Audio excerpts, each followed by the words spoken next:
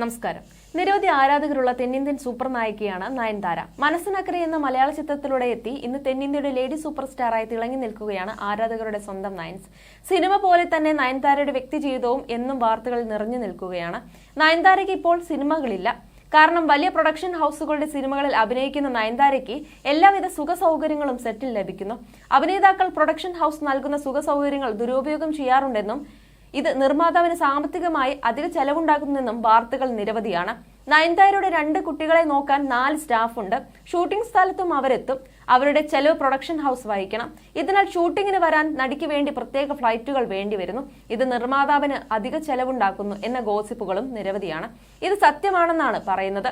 ഇപ്പോഴിതാ അത് നയൻതാരയ്ക്ക് ഉൾപ്പെടെ നിരവധി നടിമാർക്ക് പണിയായിരിക്കുകയാണ്. തമിഴ് സിനിമാ ലോകത്ത് ആഗസ്റ്റ് 1 മുതൽ 16 വരെ പുതിയ സിനിമാ സംബന്ധമായ വർക്കുകളെല്ലാം തടയാൻ തീരുമാനിച്ചിരിക്കുകയാണ് തമിഴ് ഫിലിം പ്രൊഡ്യൂസേഴ്സ് കൗൺസിൽ. പ്രൊഡക്ഷന്റെ വിവിധ ഘട്ടങ്ങളിൽ കുടുങ്ങിക്കിടക്കുന്ന സിനിമകൾ നേരിടുന്ന തടസ്സം ഇല്ലാതാക്കാനും ആർട്ടിസ്റ്റുകളുടെ പ്രതിഫലവും മറ്റ് ചെലവുകളും കാരണം ഉയർന്നുവരുന്ന നിർമ്മാണ ചെലവ് പരിശോധിക്കാനുമാണ് ഈ തീരുമാനം. നടൻ ധനുഷിനെതിരായാണ് പ്രധാന ആരോപണം വന്നിരിക്കുന്നത്.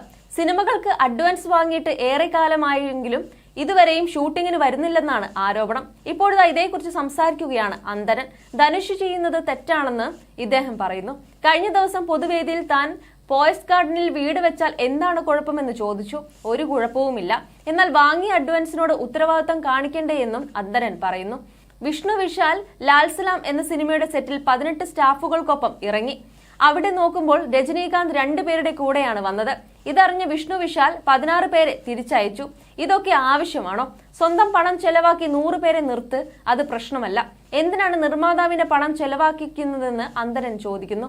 നയൻതാര ഷൂട്ടിംഗ് സ്പോട്ടിൽ വരുമ്പോൾ 7-8 പേർ ഒപ്പം ഉണ്ടാകുമെന്ന് നേരത്തെ പരാതി ഉണ്ടായിരുന്നു. ഇപ്പോൾ കുഞ്ഞുങ്ങൾ പിറന്നതോടെ 2 ആയമാരും വരുന്നുണ്ട്. ഈ ആയമാർക്കും നിർമ്മാതാക്കൾ കാശ് കൊടുക്കണം.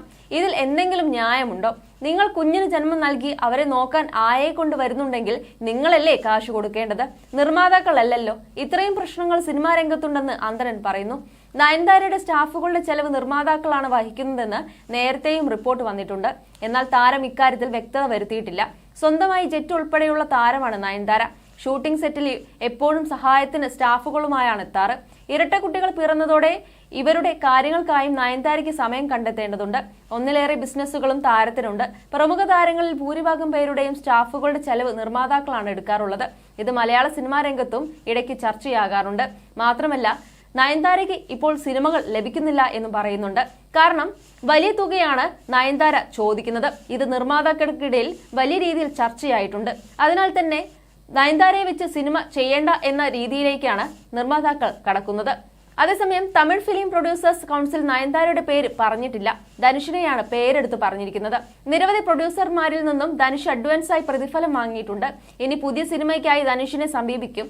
മുമ്പ് സംഘടനയെ സമീപിക്കേണ്ടതുണ്ടെന്നും തമിഴ് ഫിലിം പ്രൊഡ്യൂസേഴ്സ് കൗൺസിൽ പറയുന്നു. കോടികളാണ് ധനുഷിന്റെ പ്രതിഫലം. റായൻ എന്ന സിനിമയുടെ വിജയത്തെ തിളക്കത്തിലാണ് ധനുഷ് ഇപ്പോൾ.